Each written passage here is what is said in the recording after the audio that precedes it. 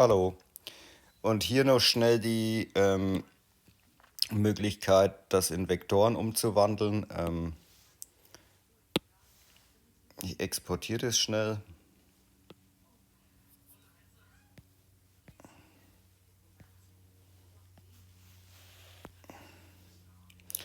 Dann, das ist kostenlos, Adobe Capture. In diesen Adobe Capture kann man über Plus das Bild importieren. Dann kann man in die Kamerarolle gehen, das einfügen. Hier kannst du mit diesem Slider kannst einstellen, wie gut, dass das die Vektoren erkennt. Und dann kannst du einfach auf Weiter bestätigen. Und eigentlich ist jetzt das schon die Vektordatei. Und die kann man hier noch glätten. Dauert ein paar Sekunden.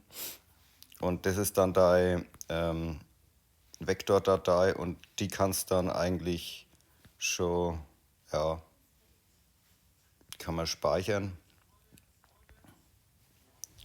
Und hier kann man es dann exportieren als SVG-Datei.